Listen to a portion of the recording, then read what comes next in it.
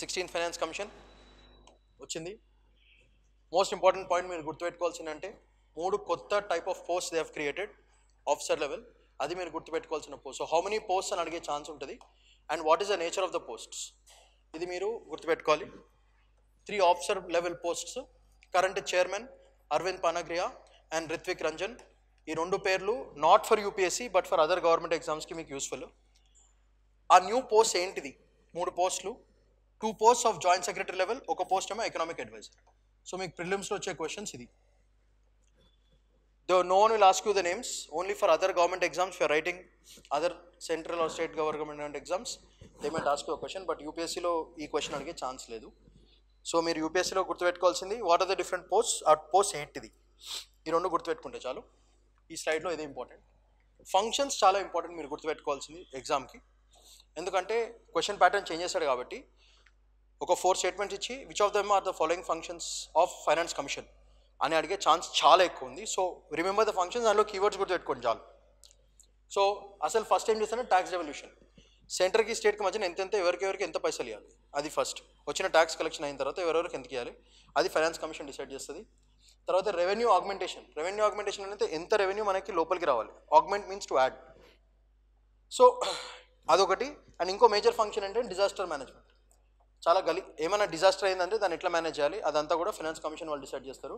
Which act కింద? Disaster management act 2005. So this is ఫిలిమ్స్కి మీకు పనికొచ్చేది ఫంక్షన్స్ ఇవి. అండ్ ఫైనల్గా వచ్చిన report, finance commission report through whom? Through the president of the country. For every 5 years అది చేస్తారు. సో అది మీరు గుర్తుపెట్టుకోవాల్సింది. సో దీంట్లో ఇంపార్టెంట్ ఏంటంటే ట్యాక్స్ రెవల్యూషన్ ఒకటి, రెవెన్యూ ఆగ్మెంటేషన్ ఒకటి, డిజాస్టర్ మేనేజ్మెంట్ ఒకటి. Report will finally be sent to the president. That is a major point. If you remember that, I think that is more than sufficient. Next, most important question for finance commission is what kind of body it is. This is chala important. This is a quasi judicial body. Quasi ante which is not permanent, which is temporary or which is virtual. Ante adoka court laga punch chestundi gaani it is not actually a court. It is a judicial body kaani it is not a judicial body. Ante దీన్ని బట్టి ఏమర్థమవుతుందంటే అవి చెప్పే decisions మనకి binding కావు. It is not compulsory that you have to do. So what happens is these kind of bodies will finally turn out to be advisory bodies.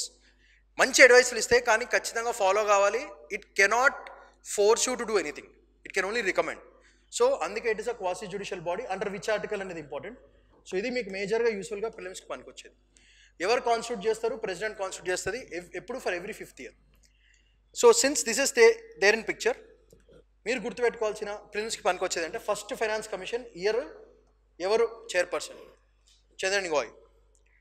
అసలు ఈ finance commission role ఏంటంటే sharing of central taxes between the states. With the స్టేట్స్తో ఎంత state చేయాలి అది major function. Central గ్రాంట్స్ని ఎట్లా distribute చేయాలి, measures to improve the finances especially in terms of panchayats ఇంకా మున్సిపాలిటీస్, వీళ్ళలో డిస్ట్రిబ్యూషన్ ఎట్లా చేయాలి.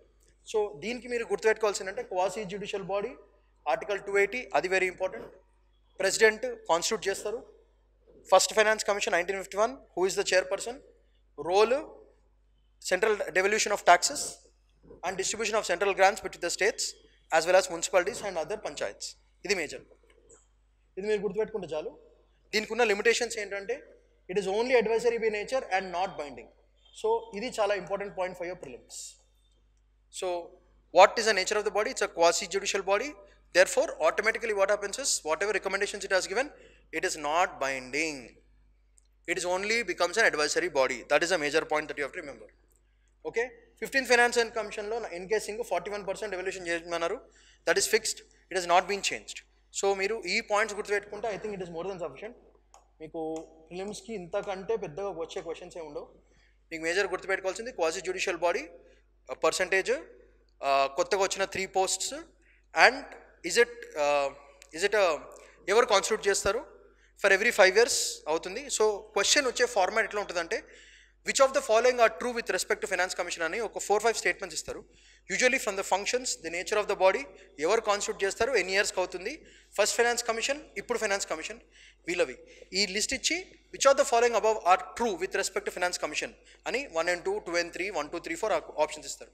So it is better you remember these facts. I think they will not go beyond this in finance with respect to finance commission in the coming prelims. This points good to that is more than sufficient. Thank you.